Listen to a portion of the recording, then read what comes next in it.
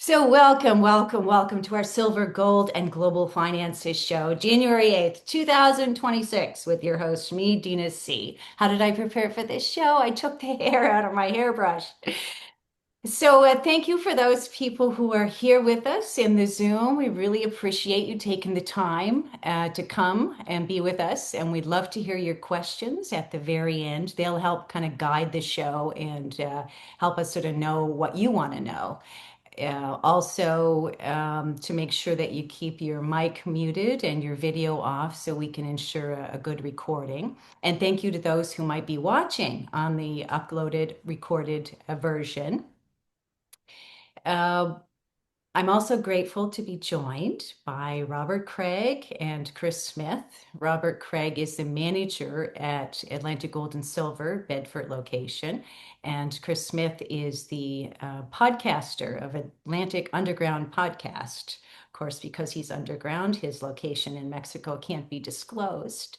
But really grateful to have these guys here and their friends and their mentors. Robert, I interviewed back in 2020 when I was the convener of the Atlantic Common Law Assembly. And Robert, the advice you gave then has been so helpful for many of us. That's when I start collecting silver. So, you've been a good friend and mentor to many of us. So thank you for that. And Chris and Johnny, I think, interviewed me on their podcast back in 2020. And both these men have been at protests and freedom rallies. And, I'm really honored to call them friends and mentors. They're not sort of fair weather friends that have sort of showed up to sell you something right now. I've invited them because they've been, provided me with invaluable advice, and I've invited them to be a part to kind of share with you. So, in this segment, uh, I'd like to give consideration to all levels because different people have different levels of education and knowledge on finances. And I'm first to admit, mine's not, I'm better in health and healing than I am in global finances. So I'm grateful for Robert and Chris to be here to help with this presentation.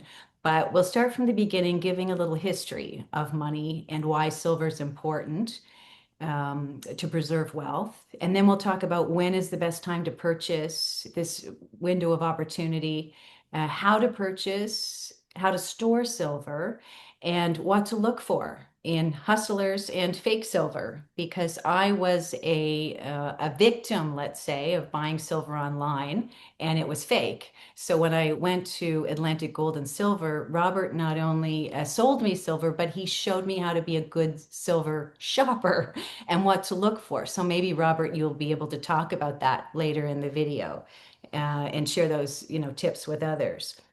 So, and then I think we can touch on the global happenings and how what's happening globally in the world. Chris and I were talking about this before we started the recording, but how these global events can act as a catalyst, not a cause for silver to rise, but when you get, short-term volatility, the people flock towards markets that are more stable. So we'll talk a little bit about that. And then if I have time, Chris has requested that I talk about a little bit about astrology. Now, for some people on a financial presentation, they'll think astrology is a little woo-woo, but maybe I'll just throw in some of my thoughts at the end when we talk about timing, because it is kind of a meta economic factor, like above the economics, because the cultural values and also the collective psychology is affected by the astrology. So maybe I'll just touch on that, but it'll be brief. But I like to keep our intentions right in this to our inspired actions, what we can do to change things or what you can do. Also, we'll wrap it in love and not fear because it's love and wisdom that ultimately gives you power. Um, and I like to think that what's happening now, this transition in the world, is happening for us, is to help us, gain our sovereignty and gain more power. So if we can keep it in that frame, it empowers us instead of the opposite. So let's start. I know I admitted a few people as I was talking there. So welcome to Shirley and Claus. Would just ask you to make sure you keep your mic muted and your video off. And I think we start with Chris. Chris, so you had a great post on January 1st, Facebook post about why silver. So I thought maybe you could give us sort of a brief outline. I know it's a big bite, but why would you buy silver? And maybe a bit of history of what you told me about the bailout too, I think would be good to include. Yeah, yeah. I mean, that's something that's sat in the wings for quite some time now, ready to be used. And the concern is that when they use it, what people consider to be wealth, which is the cash that they hold in the bank accounts, will be wiped out. So, for those who have not met me before and don't know me, obviously, judging by the image there, you can probably tell with the Atlantic Underground, we do have a podcast. This was formed over 5 years ago because of the need for information that wasn't coming out, and because the mainstream media manipulates stuff so much that people weren't getting the information. I luckily have really good friends within the financial establishment now. I get to interview Gerald Salente from the Trends Journal, Greg Manorino of TradersChoice.net, a lady called Lava, who has a channel on YouTube, the likes of Andy Sheckman, who is the owner of Miles Franklin, which is the precious metals company based out of the US, but also supplies Canada, and also people like Parallel Mike, if you know who he is, and Bill Halter, and many more. So I get my information from some of the greatest experts in the world, and it's been an absolute blessing that I've learned from them. And that's allowed me to form my opinions and position myself very strategically over the past few years. Now, the reason I kind of dipped my toe into the financial side is because of what happened way back in 2008. Back in 2008, I had a fantastic lifestyle. I was flying around in a Lamborghini Gallardo Spider. My wife was driving around in one of the Premiership footballers' Bentley Continental GT convertibles. And being a millionaire was very nice right up until 2008 happened, and my businesses were absolutely destroyed by the financial crash of that period. And I remember having 5 pence to my name again.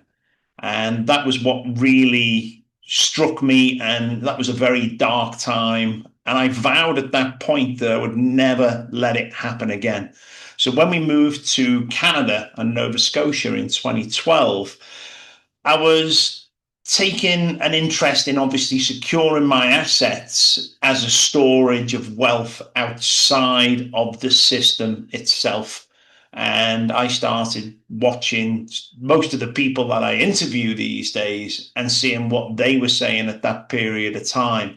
And precious metals was one of the key indicators and storage of wealth when we consider that this is something that is the original money and the original storage of wealth. Then we have to really consider the power of holding this and owning this as a hedge against the cash system. It's also a hedge against inflation.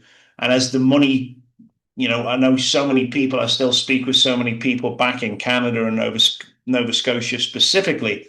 But at the end of the day, I know the cost of living has gone up exponentially for people there.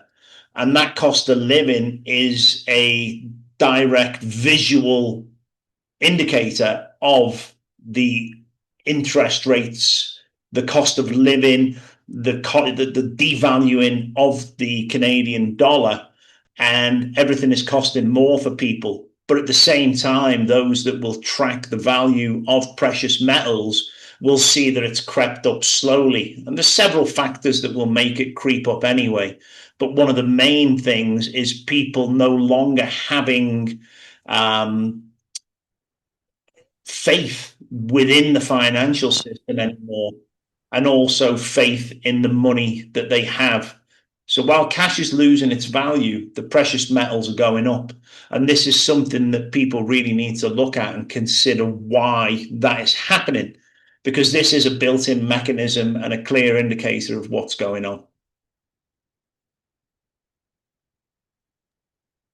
Okay, thank you, Chris. Maybe Robert, do you have anything to add to that? Why do you think it's important right now to use silver as a storage? Oh, I have to you have to unmute yourself, Robert. There you There. go. How's that? Better? Perfect. Thank you. See, I got a little bit of a different perspective. Great. Uh, Silver and gold to me are insurance products. They're not Mhm. investments. Now, I get that the investment part of it. I get that. But when things go wonky, the more wonky they go, the more you need gold and silver. Let me just give you an example for silver and keeping it really simple. First and foremost, the modern world can't run without it. If all the silver went away today, we're done. No computers, no cars, no planes, no war, no purified water, nothing. Everything has silver. The second thing that's quite important is we are currently in the fifth year where we're using more physical silver than we're producing.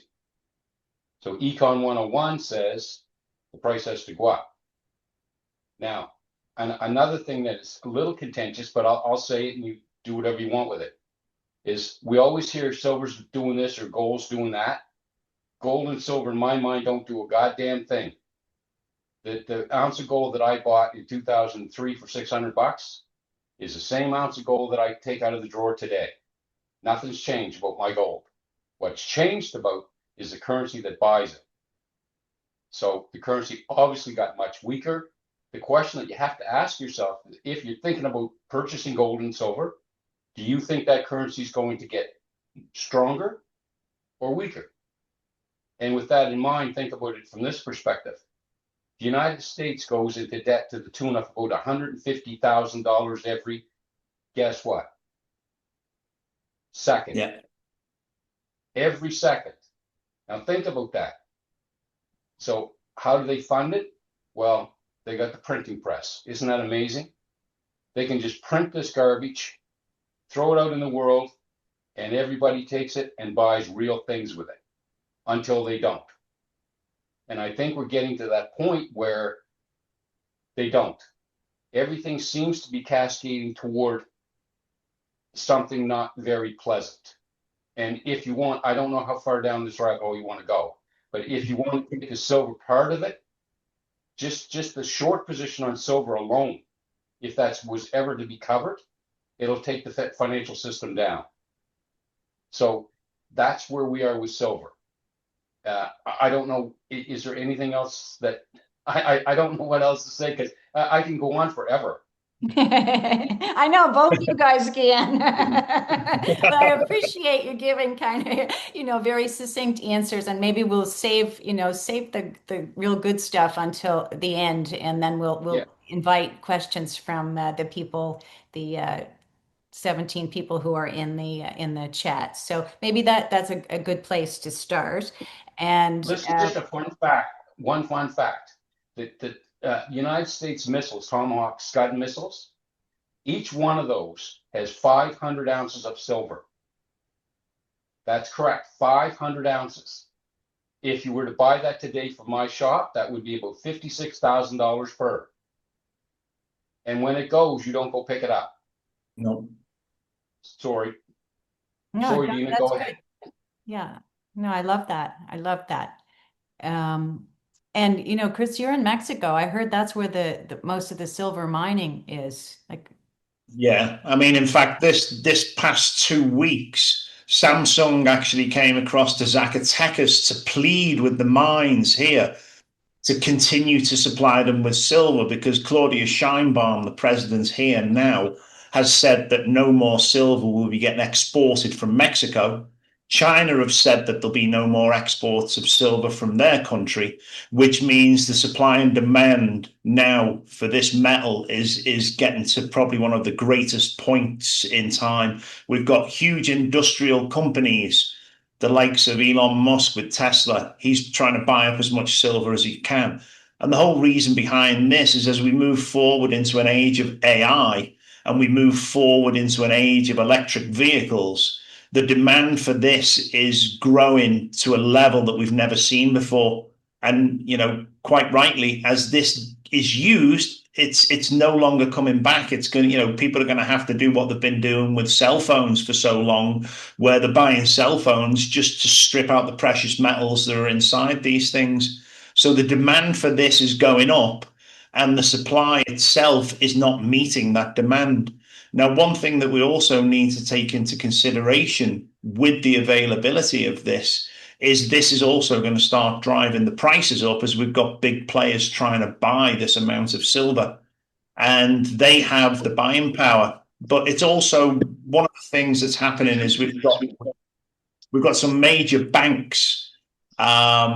Just in the past week, the COMEX made a huge delivery, somewhere in the region of 17 million ounces of silver.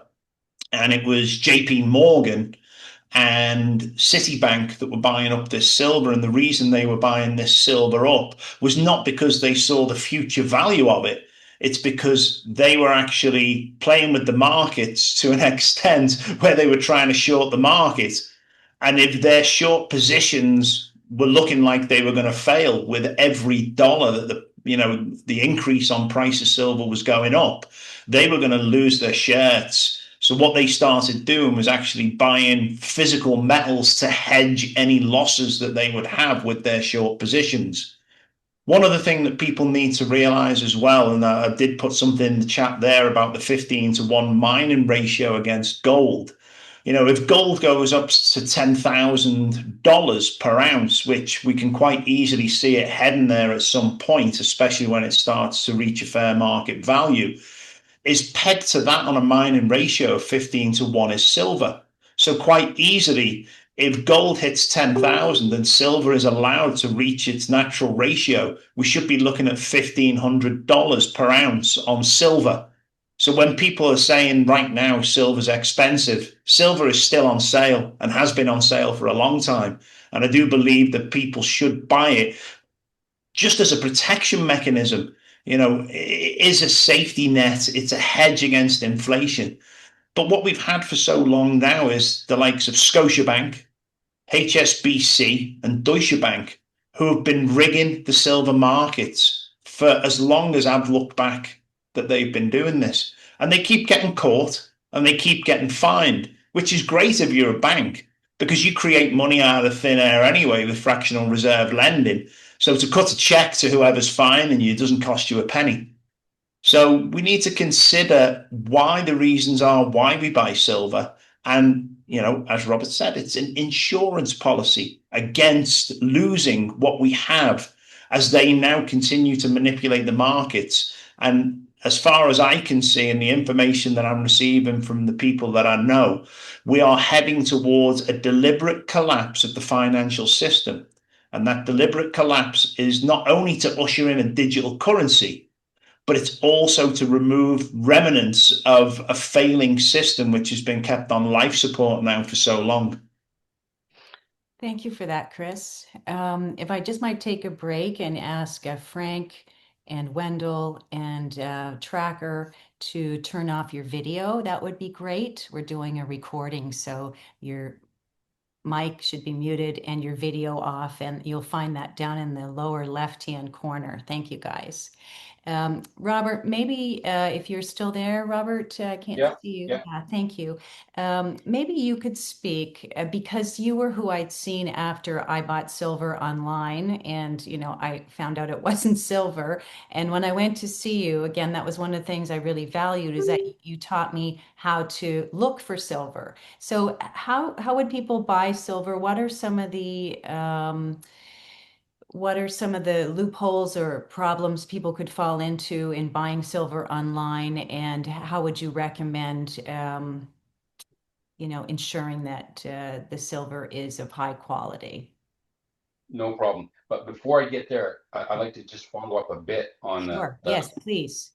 the COMEX, for example, where the price is set in the paper market.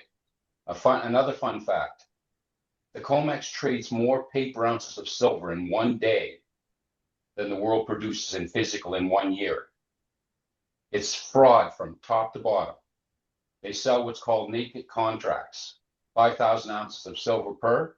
Problem being, there's no silver. That the ratio, it depends on who you talk to, but the ratio is something like this. For 1 physical ounce of silver, you have up to 400 claims on that ounce of silver. So when somebody comes to the door to get it, you're going to have 399 pissed off people.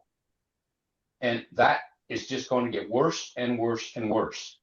So I kind of am the guy that cries wolf sometimes, because what I see happening here is not good. I don't want to hijack this, but if you take, for example, you mentioned the short positions, those short Yeah. positions, if they had to be covered, by covered, it just means that when you short something, you borrow it from somebody because you think it's going to go down in price. It goes down in price, you buy it and you give it back to the guy you borrowed it from. It's just, there's a lot more to it, but that's the nuts and bolts of it. So if somebody's short, like JP Morgan has been for like 40 years, what happens is if that price goes up too fast, it means that they don't have the cash to buy that silver to cover.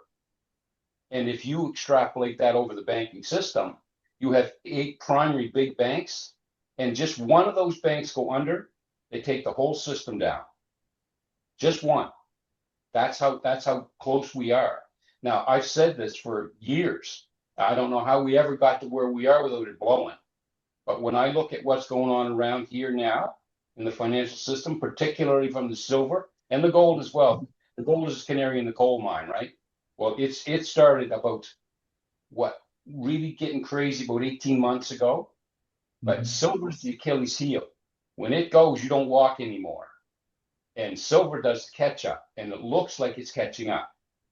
Just saying. Now, with regard to how to If I buy could just interrupt for a second, Robert, catching up to what? Catching up as gold far as gold. in percentage terms, gold went up first faster, but then silver does catch up. Like in 2011, I think gold went from about 900 to 2,000. Silver went about 9 to 50, 2 bagger versus 4 bagger. So that's how it typically works, and it looks like it's playing out that way. But if you're a technical guy, just so you know, and I could be very wrong here, but it wouldn't surprise me to see silver get whacked pretty hard pretty soon. Now, I don't take that Yeah. to the bank, but I kind of get that feeling from a technical perspective. Silver is, in technical terms, it's overbought. For example, in our shop, we have looks like we're going to have to put a wait list on to buy silver. That's how scarce it is. Now that can change, but that's kind of where we are now. So I guess that's it. So I you had talked to me about that, how silver retains its value. Like you gave me the example of in a housing market or anything else, has been susceptible to inflation. But silver is pretty stable as far as historic significance, I guess, right? the best example of that is gold. But see, you can use the term gold and silver mix and match, like because they do tend to track in the same directions, a little different percentage wise, but they do tend to. Silver, of course, is the utilities, and they have the money aspect. Gold is money, nothing but. But the gold thing, it goes back really well because you go back to 1913 when the Federal Reserve came into being. An ounce of gold was about $20. A house was about $2,000. So 200 ounces of gold. You go, the last we looked at was 2021, I believe. And 2021, $2,000 gold and $400,000 house in the United States, 200 ounces of gold. So from 1913 to 1923, 200 ounces of gold would buy you a house. Nothing's basically changed. Now, if you look at the dollar compared to gold, well, it's lost 99% of its value. So it's only got 1% to go, and they're working hard to get it. So now, I'm sorry, I did hijack that. But if you want to talk about how to buy it, The first thing Before, can we just go back to that previous? Because I just thought of something then. And if you could speak up, I know you're not feeling well, but I'm trying, I'm sorry. okay, thank you. But Chris was talking about the supply and demand. And do you have anything to add to that? I mean, because the supply of, solar things and cell phones and electronics and electric vehicles are increasing, that the supply is not keeping up. Is there another reason for the dollar for silver to climb?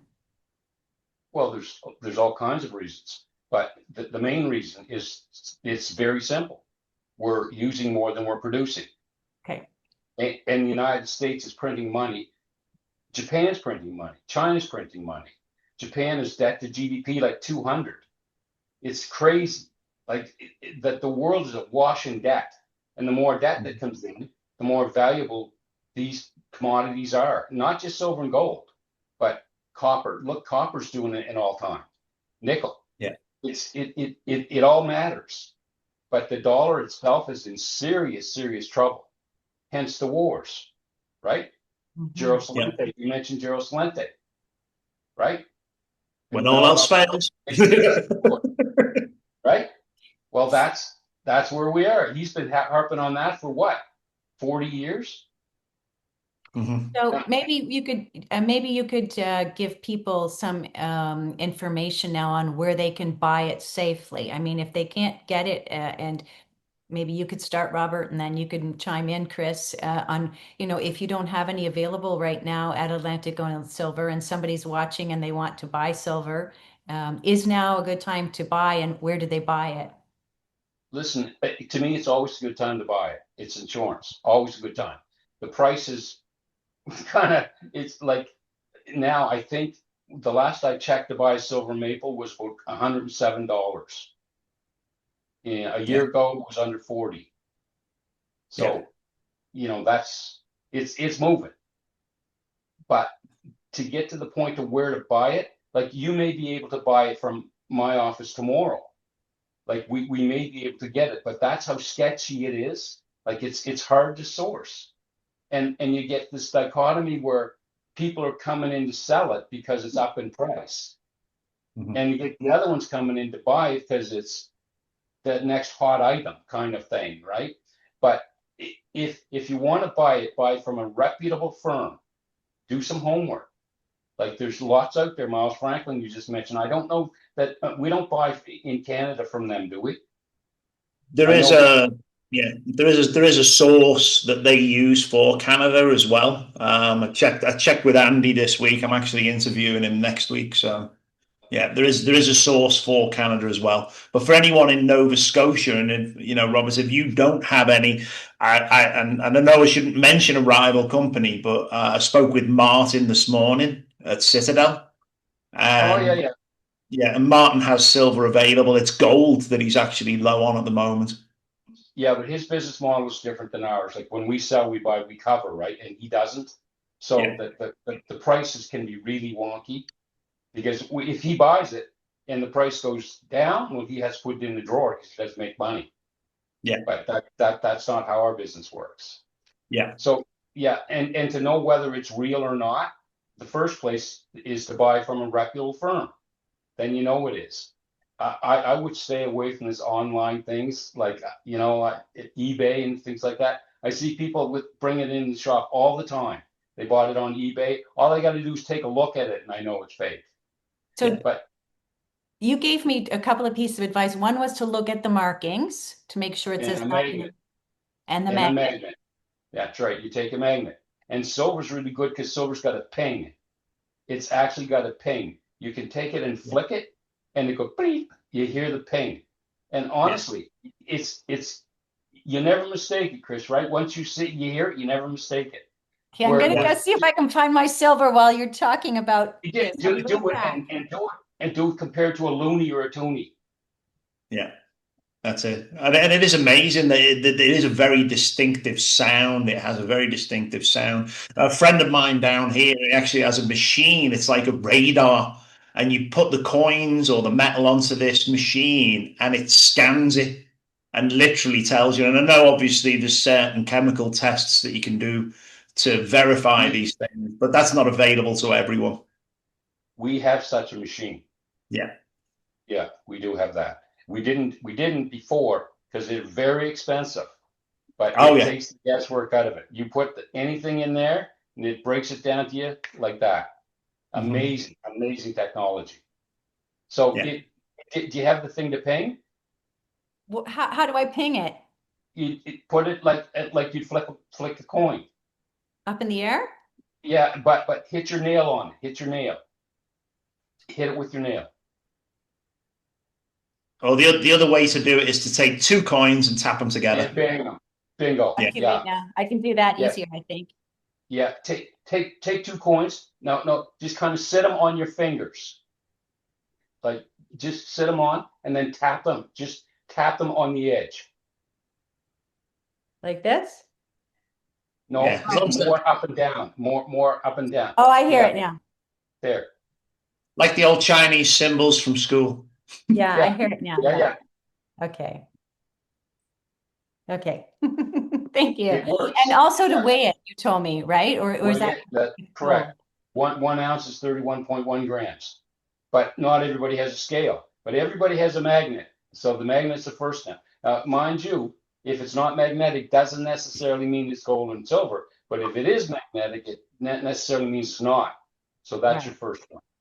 Thank you I, for I I mentioned in the chat before, and I think, and it kind of scared me when I looked at it because if you look on the likes of Alibaba and some of these Chinese sites, and you'll type in, 1 ounce silver or whatever it is, they are actually producing coins that look exactly like maple leafs and Liberty coins and Libertads for Mexico. And it's amazing. But what they do now, this is a story that most people might not know about. Um, what they're doing is they're actually, because of the weight, and especially with the gold, not so much the silver, what they're doing is tungsten is very, very close to the weight of gold. And what they're doing, they're actually using tungsten and then giving it a final gold coating over the top. So a minimal amount of gold is going into these coins, and the weight is almost exact by using the tungsten as the main metal for the coin or the bar that they're producing. So if people are going to do a chemical test on these, what kind of concerns me, it's still going to read as gold. And the only way that I've seen is these radar machines that we were talking about a second ago that will actually scan through the metal and tell you whether it's solid gold or not. But an even more amusing story was quite a while ago when Germany asked the US for their gold to be delivered back to them. They sent the big bullion gold bars back, and for some reason, they decided to drill into one of these bars, and the US had sent a lot of tungsten filled gold back to Germany to try and dupe them into thinking that they'd actually given them their gold back. And it was fake to the core, literally. And I don't feel so bad now. We got getting scammed online then. So I have a question, and I don't know, maybe both of you can answer it. But I mean, now we say still a good time to buy. When is it not a good time to buy? Like, how high do you think silver would go? I mean, we've seen it, as you mentioned, Robert, going, now it's 100 and over $100 Canadian an ounce. But How high see, do you think it will go? well, see, that's where we differ. Because I don't see it in those terms. Okay. It's not how high silver can go. Again, an ounce of silver in 10 years is going to be an ounce of silver. It's how Yeah, low can the dollar go, yeah, right? Right. That's the key. How low can the dollar go? So you can get caught in that if you want. I don't recommend it. Just look at it this way. I see nothing in the horizon that's going to strengthen any fiat currency. Nothing. All I see is debt on top of debt on top of debt. And then we're eventually going to get to a point where the Fed is going to monetize the debt. In other words, they're going to print money, then they're going to buy their own treasuries. That's what they're going to do. And it's just going to get worse and worse and worse. So the question is, I don't know how high it can go because I don't know how low the dollar can go before everything goes boom. And I don't know what that looks like. But Digital currency, obviously, but transferring fiat assets like savings accounts and things into silver would be something that you feel would be a wise decision right now. I would say it would be a wise decision to buy anything that has intrinsic value to it. Mhm. Yeah. Commodities always get a pop in this environment because that's the basics, right? That's the basics. Everything needs commodities. So those are the first to catch fire. Well, of course, after gold and silver, because gold sniffs out the problem long before everything else does. So once we get here, we get into this vacuum. It almost seems that the more money's being printed, the more people are waking up, and the more these things are being bought up. And it's almost this is what's going on with silver and gold. Like people are knowing, like we got to do something. And even if they don't understand all the intricacies of what it is, they do know that historically speaking, you cannot go wrong with gold and silver.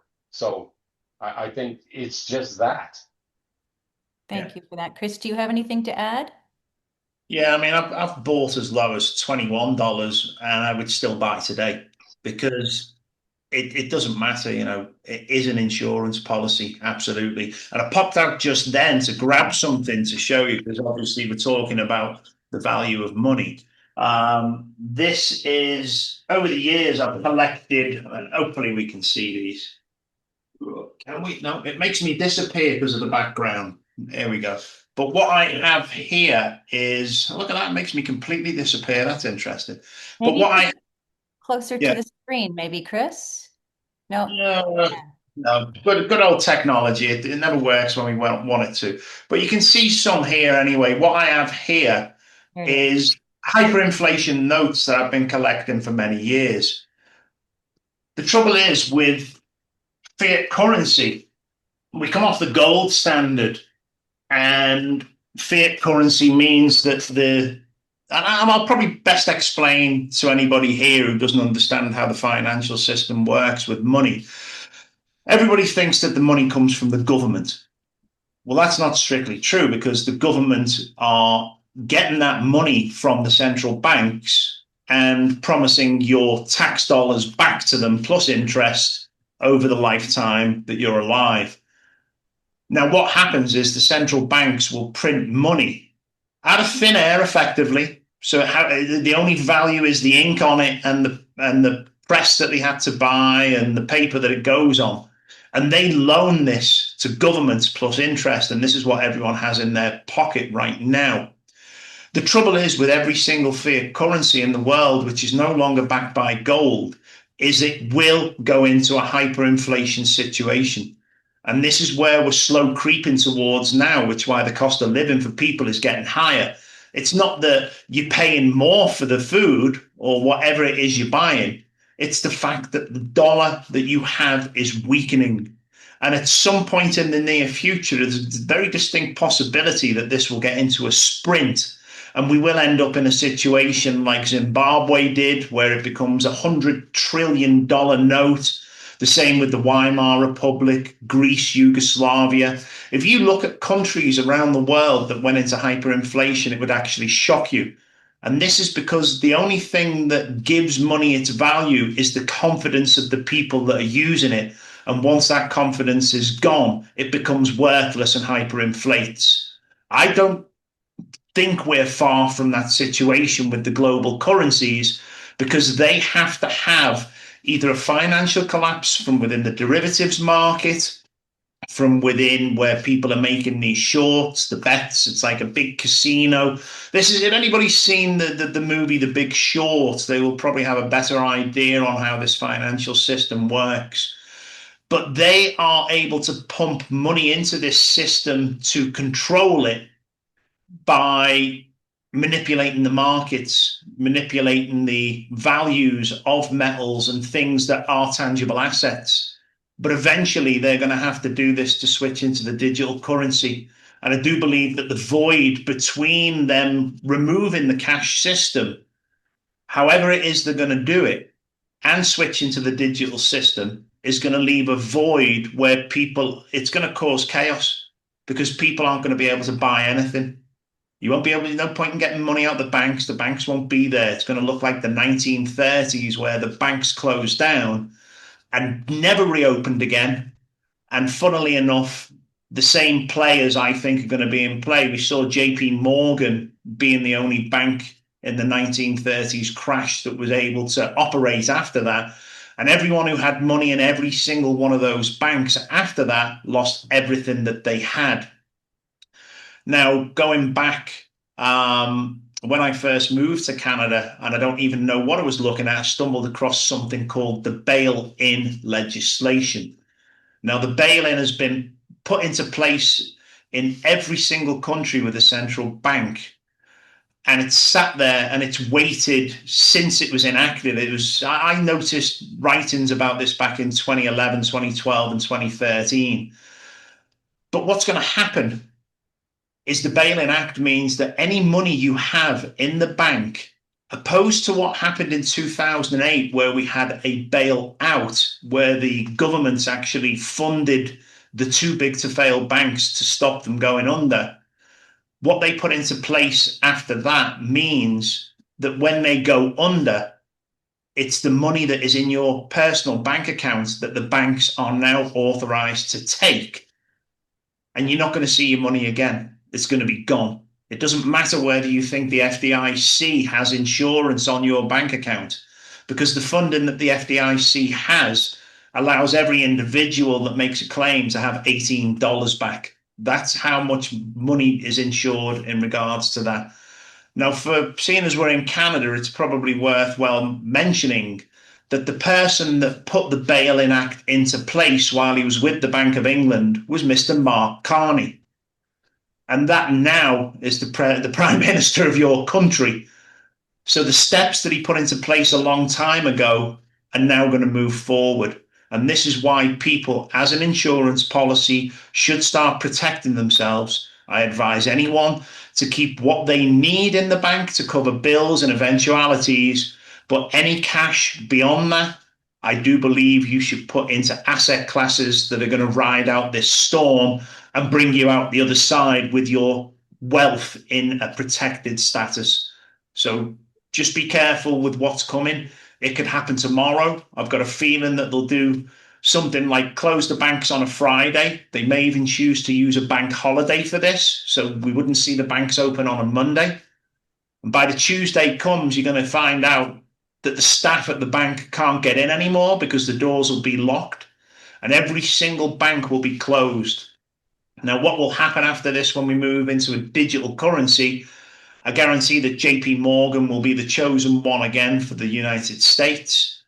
We don't know who it would be for Canada. I've been kind of tracking what TD have been doing, but it looks like it actually might be Bank of Montreal, which sounds a bit crazy, but there are banks earmarked to move forward as the bank that remains to facilitate the digital currency. Now, the scary thing is what's going to happen with the digital currency. You're going to have no money in your bank account. You're going to lose everything. Remember what the World Economic Forum said about owning nothing and being happy? They weren't joking around with that. And what they're going to do is they're going to come round and there's going to be an appraiser that's going to come to your home. They're going to see what your house is worth if you own the house or whatever asset level there is within your mortgage. They're going to look at your refrigerator. They're going to look at your car, your mobile phone, and everything that you own. And they're going to say, okay, overall, everything you own, let's put a number on it. Let's say it's worth 2 million tokenized credits. And you're going to be given 2 million tokenized credits. But everything that you owned before, we go back to that saying again, you will own nothing and be happy. This is the World Economic Forum pushing this. You will rent back everything you own at a certain amount of your tokenized credits until your tokenized credits run out. If you think your children are going to have any inheritance, that's all going to be gone. And this is the goals that they are moving forward with, these financial monsters, to bail themselves out of what they have caused by putting countries into major amounts of debts in the trillions. And this is globally because of the money that they lend to the governments and other financial institutions. And when this goes under, if you are not protected by asset classes that are going to save you, you're going to be in the same basket as the majority of the people that did not join this meeting today and understand exactly what is going on with the financial system and the instruments that hold it up. Thank you. Thank you so much for that, Chris. Um, yeah, that's well said. Robert, do you have If anything to just, add to that? You were yeah, take that one step further. Look at the central bank digital currency. Look at the power that they would have. Let's say, for example, that the economy is slowing down. So all they would have to say is, okay, if you spend your money before this date, it'll be worth 100% of what it is. But if you don't, it'll lose value. It'll lose its purchasing power. So they can actually juice the economy that way. And just look at how the system is set up. You got Amazon, right? So let's say that they decide that it's time to lock people down because of the climate crisis. Okay, so first they got your electric car, they got your bank account, they got your house because it's all solar, they just flick the switch. Like, and Amazon's there to help, right? The one that's going to survive would be Amazon. It's just like you can taste how what they're doing. You can just see it, right? Yeah. And this is it's insane that they're allowed to get away with this because they're doing it right under our noses. yes. Yeah. There was a question about safety deposit boxes and a comment in the chat. But I had some silver that I was storing in a safety deposit box, and you advised me not to store it there for that reason, that if the banks close down, they own not only the money in the bank, but whatever you have under their roof is now theirs. So where would you store silver besides under your mattress? Well, the nice thing about silver is it's inert, basically inert. You can, as long as you bag it properly, you can bury it. A lot of people bury it, and then now today with the phone, you take the GP coordinates and you just give them to somebody you trust, and you tell them if something happens, that's where it is, kind of thing. That's very common. See, so that's one of the problems. It's bulky, right? It's bulky. So you have to think in those terms too. But like I say, you burying it's not a bad thing, but I would stay away from banks. Just Yeah. one more thing. In 1933, they actually confiscated gold in the United States. If you went to your safety deposit box, you had a government official there, they took your gold, they gave you a certificate. Don't think that can happen again? Who knows? Treasure chest. We got to go There back. you So go. Chris had something to say about Amazon. Chris? Yeah, well, with Amazon, not a lot of people know that the main spine of the United Kingdom right now is being built a network of Amazon distribution centers and factories. They have signed a $60 billion contract with the United States of America to actually supply goods to these places. So they're playing games with that. On the storage of silver, though, and it sounds crazy, but hiding it in plain sight is the best way. And True. that doesn't mean leaving it on your countertop. What we've done for people in the past is make it look like it's not something somebody wants to steal. And what you'll find is if you go and get the grey plastic pipes that you have for your water systems around the house, and take a grey plastic pipe, you're going to find that a 1 ounce silver coin fits in it absolutely perfectly. And you could stack within a meter length of pipe. And what you'll do, you'll take the pipe, you'll fasten it into the floor, the pipe will go up the wall right by your washing machine, put a little U bend at the top, and fasten that into a connector at the wall. Who's going to break into your house and start ripping the plastic piping out? Who wants to think that they're going to get wet from the plumbing? And you can do, Anyone who watches this video. Gosh, we gotta but keep cut. it's it's a great way to hide it in plain sight, and if we get into a food crisis, okay, they might steal the tin cans out of your cupboard, but you can hide it in cans of food. Literally, with these new can openers, you can take a lid off. There's no sharp edge. Put Mhm. your coins in there, put the can back into there. Make sure that you've got something sat on top of it so it doesn't rattle. You can put a bit of sand into the bottom of whatever it is you need to do. But when you start playing with the idea of hiding things in plain sight, you can get quite creative and have a bit of fun with it as well. As long as you remember where you put it, you'll be all right. Okay, thank you for that, Chris. One more fun fact. Yeah. Chris, you know what DARPA is, correct? Absolutely. Okay. Okay. One of the founders of DARPA is none other than Jeff Bezos' Yeah. grandfather. Yeah. Talk about coincidence. What? That isn't that Yeah. insane? Like it's all there. It's all Yeah. there. No, So no. I'd like to get to some questions, but before I'm just going to review the chat box. Thank you for everybody who's put their thoughts. Lex and Helen and Chris put your information in there. Somebody, I think it was Helen, wanted qualifications of what other asset classes other than, say, silver and gold, precious metals, Yeah. Do you want me to go with that one or?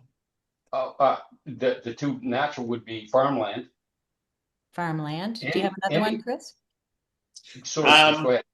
yeah, no, I mean, for me, you've got to put yourself in the situation of civil uprising, unrest, people starving, the chances of people breaking into your house. That's as far as this is going to go. So when we come to commodities, we have to think about what people need to survive. Now, guns and ammunition is always a great way of protecting it, but it's also a great way of having things that people might want for hunting and getting food. So guns and ammunition are a great asset to hold. But also, if you go down to Costco now and buy yourself a box of vodka, in times of crisis, things like alcohol, cigarettes, even chocolate, the sale, you look at what happened during COVID, the sales of chocolate went right through the roof because people need to have a vice. Yeah, booze, smokes, pot, absolutely perfect. That's a great idea. But these are things that you are going to be able to trade with your next door neighbor or the gentleman down the road. If somebody's got a farm with eggs and you turn up with beer, wine, cigarettes, whatever it is, just think about the things that you would want yourself during a time of crisis. And although they're not made of metal, these are commodities that do have a storage of wealth in a time of crisis. And that's really something that people need to consider. Thank you. Thank you, Chris. Robert, you might have something to add to that. And also, somebody in the chat asked about Bitcoin. Now, I know you used to sell Bitcoin at Atlantic Gold and Silver at one point, but not anymore. Maybe you can The banks put us to out of business. speak Yeah. to Yeah. Sorry. What is there? to speak to A specific Bitcoin, and question. Don't also worry about maybe that. if there's there's other important ways to store your wealth. Maybe those two. Well, again, the two biggies are no question gold and silver. No, no question. Bitcoin is, well, it just depends upon who you're talking to. I frankly don't think that Bitcoin's going to go away. I think that if fiat currencies if you're looking for something to buy, that in theory takes you out of fiat. But then again, to spend, you got to go back into fiat. So there's a lot of moving parts of that. I personally own some Bitcoin, and I've done well with it, but I don't have the batting average to really speak to it in any big way. I don't know. Personally, I just feel like it's another sort of virtual reality. And if you're Mhm. in and out and you get your money, but to leave anything in a virtual reality in times of volatility seems a bit risky to me. But thank you for that. Chris, do you have a feeling about Bitcoin? I won't touch it. And people laugh at me for not touching it. One, because I'm technically rubbish. If my cell phone doesn't work, I panic. Normally, I have to ask the kids what I'm doing wrong. If my email isn't working or something on the computer doesn't work, the amount of times the only reason my hairs fell out is because of technology, believe it or not. Going on to Zoom meetings to do an important podcast and I can't get the thing working. So my trust in technology in that regards is, yeah, it's very careful. But, I'm also looking at the derivatives of Bitcoin. We've got synthetic sides to Bitcoin right now. And we look back at like the synthetic CDOs that brought the mortgage-backed security time in 2008 when we had the financial crash then, it is able to be manipulated. And the price of these things, the same that they've manipulated silver and gold for a long time, they have manipulation techniques put into place. I would absolutely lose my mind if the electric grid went down or they shut the internet down or however this system works. And I have friends telling me, no, it's completely safe. It's on a system that will, it's never going to be able to be taken away. But my concern with Bitcoin is if anybody could tell me, and don't say it's this Japanese guy, who made it, who produced it, and who brought it into light. Because I've got a feeling that it's no different to the same people that brought us Facebook. Because I don't think that Mark Zuckerberg was behind that either. These are instruments of three-letter agencies as far as I'm concerned. And I'd rather put my faith into something that's in my hand that I can see at any time I pull it out of my pocket. Thank you. So we're coming up on the hour. If I've missed any questions, feel free to put them in the chat and I'll come back to them to ask Robert and Chris. But maybe I'll just, Chris asked me to touch on the astrology part. And I did a video back in June and had talked about how Uranus, planet of unexpected upheavals, was in a fate degree in 29 degrees Taurus, and that we were, expecting maybe threats of violence. It could be upheavals, meaning the earth is upheaving literally, like in volcanoes, in seismic events, or earthquakes or floods. And we did see some of that. And then we had a regress of Uranus, but now this is coming up again. April the 6th, Uranus goes into this fate degree, 29 degrees Taurus. So that is a time when we could have some talks of war, threats of war, let's say, or there could be natural events happen. And that could be the thing that triggers this digital system. So I don't think it's far off. And then the end of April, Uranus, this planet of unexpected, moves into Gemini. And Gemini is technology, it's communication, it's information systems. So I think this switch, this change, this, crisis, bringing about a new currency and a new digital currency is close. If I look at the astrology, I would say it's, coming, April this year. So, buying the silver should be something you do today, not wait, not put it off. So when I made that prediction back in June, between June and December, right, the price more than doubled. And I think there's going to be a further increase. Again, like Robert said, and both Chris and he said that, it's never too late to buy silver, but I think you can still make money on silver, given, the astrology piece that I see coming in here. So now I'm going to check back and see what questions came in. Chris also suggested copper as another way, a storage form, another metal. Um, Astrologer telling me April 2, says Chris. Okay, that's a big change. And then Leah says, someone mentioned packing silver properly. Can you say more about that? In plastic, if buried, or any other specifics on storing? Chris or Not really. No, you can store it in pretty much anything. Yeah. Yeah, like try to keep the water off it, mind you. You store it in buckets or pipes, like Chris said, those kinds of things. It's very uh, durable. okay. Chris, do you have anything to add to that?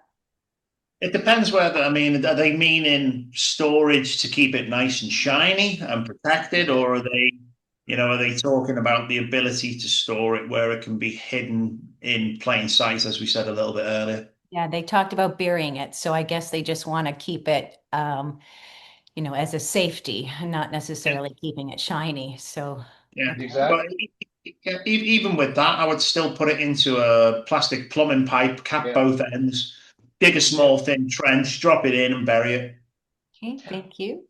And thank you for joining us, little Wolverine. I know you have to go, so thanks for being here. Thank you, Lex, for all your valued comments.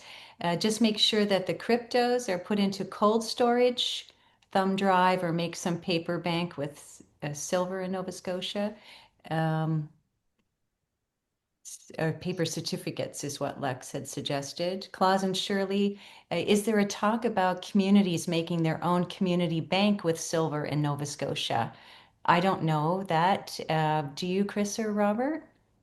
I I'm don't. gonna, yeah, not for Nova Scotia, but I'm planning to go back to the UK this year. We're actually setting a political party up, and I'm running for Prime Minister, as crazy as that sounds. But one of the first key things we're going to do is to be able to secure the ability for small businesses to continue in the UK. And what I'm actually going to do is to go to one of the old historic towns there, and we're going to talk to the businesses. I'm going to set up Business Network International as an ability to work with each other. But what I'm also going to do, I'm going to create a note, which is a local community trade note. And what we're going to do, let's say somebody comes to me and talking in English pounds, they say, okay, Chris, here's £500. I'll give them £500 in those notes. And then what I'm going to do, I'm going to go out, I'm going to buy £500 worth of precious metals, which are going to back that money. So at any time they can come back and claim the money back from them notes should they wish to. But it allows the small businesses in the area to have the confidence to transact within these community notes moving forward, full well knowing that they are actually backed by precious metals. Wonderful. Nice. That's amazing, Chris. So, Claus and Shirley, you have to do the same thing now for Nova Scotia. And no, that's great. Any other questions, comments for Chris or Robert? Do you guys have anything to add? So we talked about, in just summary, we talked about why silver's the best option right now to preserve wealth, this supply and demand issue. We talked about when is the best time to purchase now in that timely window, and not only for economic reasons, but we also talked about astrology and the threat of war, how to purchase from a reputable buyer, as Robert had suggested. We've talked about storage, places to store, not the banks, not places where the government has access, and what to look for in hustlers and fake silver. And we talked about things like magnets and the weight and the sound that silver makes, and also the markings on the silver. So, anything else that you'd like to add, Chris or Robert? Yeah, I know No, somebody there. Somebody's just been asking about how much silver they think they should hold. Um, it's not buy as much as you can, convert your cash into something, and they say around about 20 to 30% of your money should be into metals. But an easy way that I always said to look at it is if you buy one coin, it's a start, that's fine. And if silver goes up to $120 today, you know that your silver coin is worth $120. But then if you buy 10, you know it's worth 1,200. If you buy 500 or 1,000, keep it at a number that allows you to calculate in your head very quickly the value of your silver as the markets move, and allow that to be an easy way to calculate it. I was told probably 5 years ago that, and it was actually by Martin at Citadel Coins, he said, try and get yourself 1,000 ounces. That's what he said. He said, because that will help you moving forward in the future if ever you have to make any large purchases as the market comes down. And I know, obviously, with the price of silver now, that's a large amount of money for people to part with. But going back 5 years, it wasn't too unreasonable to try and attain that. So buy whatever you can. But if you are going to buy, to be able to work it out in your head very easily, buy it in increments of 10 each time you go. If you make a little bit of money on something, take that money, say you buy a car and you sell it, you make a bit of profit on it, take that money and put your profits into it and secure it and get whatever you can out of the bank, whatever you can afford to buy. And that's the only advice I can give to people in regards to that. It's whatever is within your financial capability to do so. Thank you, Chris. Claus and Shirley, if you could put your question in the chat, that would be great, just because it's a recording and I don't have any written approval to have you first where I'm going to post this. So if you could put your question in there, that would be great. And Stephanie asks if Canada Post sells silver and gold, and would that be a reputable source, Robert or Chris? It would be, but it's expensive. That's not the Yeah. way to go. Okay.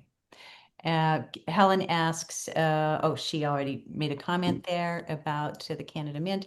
I've recently heard, says Wendell, that 842 tons of silver secretly left in Venezuela, another large silver producer, on 11 planes headed for Russia and China to try to shut down the West. Can't verify, but any thoughts on this? Yeah, I saw the same thing. And to be honest, it appears that that's probably what's triggered the US to go in. Because the moment other countries, especially China and Russia, start stripping the asset classes of countries that the US thought that they had the finger on the pulse with, it triggers something for them to go in. So that could have gone hand in hand with that. Now, I fully understand why China and Russia have done this. China and Russia have been buying silver and gold in huge amounts now for quite some time. And we have been seeing this so much so that the majority of what they have got is undeclared. We're talking thousands of tons of this stuff. They are doing it because they want to not only in the future possibly back a digital currency or a money with these precious metals, but also as an industrial commodity and the consumption of that, they want to be the industrial leaders. India is another one. Obviously, India didn't go in and take something, but India have been buying so much silver you wouldn't believe, to the point where India started buying enough within the first quarter that if they continued on the rate of buying the silver that they were buying, by the end of 2026, they would have actually exhausted the physical silver supply in the world. So I imagine they've dialed it back a little bit, but this is so moving forward for industry and business. These are going to continue to be the powerhouses of supplying whatever goes into Walmart in the future. Thank you. Um, Can Chris share a way to follow his community banking? Claus and Shirley asks. So maybe you could put your link in there, Chris, and I can also attach it to the video later.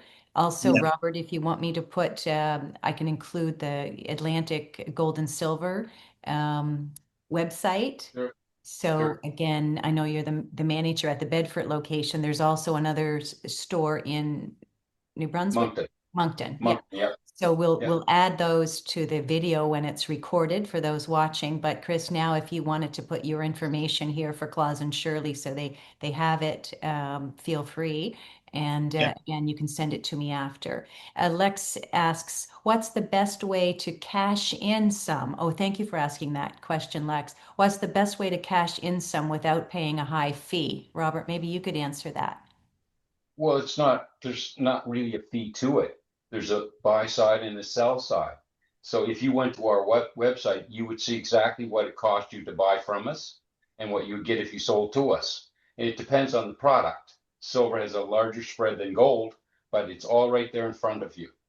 Very, very easy to understand. Okay, good. Any other questions? Let's see. I also heard that there's a solid state battery in the works that will take a car over 400 miles on a charge. and will Mm. charge in 9 minutes, but it takes enormous amounts of silver. So yeah, that's what we've talked about, Wendell. A lot of electronics that are increasing the demand. Thank you for that. And Chris says right now, okay, he has his email in there, I think, Chris. No, that's the website for AtlanticUndergroundPodcast.com. Okay. But to track what we're going to be doing when we get to the UK, we're going to be building a website for My UK, which is going to be the political party. And from that, we will be putting out information. And we're going to be doing a YouTube channel and stuff so people can keep track of what we're doing in the UK and how we're doing it and how we're encouraging other people to literally take the power back into their own hands at that point. So thank you for that. Keep us updated because I'd like to support you in that Yeah. journey. Lex says we have to pay tax on the interest made from the metals to the government, maybe he says. Yeah, don't worry about the government. They're the biggest organized criminal syndicates in the world. Liquidate, sell house, rent, invest in metals, melt down silver and gold into bars. I would say all of that maybe. Look at ways to survive, this transition. Thanks to you, Wendell. Thank you for coming and adding your important comments. Maybe as we close out, I just did a little bit of history because for myself, but in 1913, that was the creation of the Federal Reserve. And that was when the control shifted, right? After that, there was a change in how money was, money was controlled and centralized. But then we had World War One. And then in 1933, that's when the gold backing effectively broke, right, with Roosevelt. And that's when we had the gold confiscated, as Robert talked about. And that was when we had World War Two. And then in 1971, when Nixon, removed the backing for the dollar, that was when we had the Vietnam War. So, that was the moment when the debt-based fiat currency kind of took hold, was in 1971, from what I researched. But, always when there's been a shift in the silver, there's been some sort of a war or a threat of war event. So, I think the transition is historically anyway, and then we have astrologically, everything is pointing to an upheaval. So we have to kind of paddle the hatches and get more silver. Any other questions or comments from Robert or uh, um, Chris? No, just that we're running out of time. 5 years ago, I started preparing for the eventuality of what could happen, and every day we're a day closer. And it's always best to be early in this game rather than 1 minute too late, because when you're 1 minute too late, there's nothing you can do about it. Thank you. Thank you both so much. Thank you, Robert, for giving your time, No and problem. Chris, and sharing your wisdom with Thanks. everyone. Because your advice and your friendship has really meant a lot to me, in a lot of different ways over the last 5 years. So thank you so much for that. Thank you all who are here in the chat.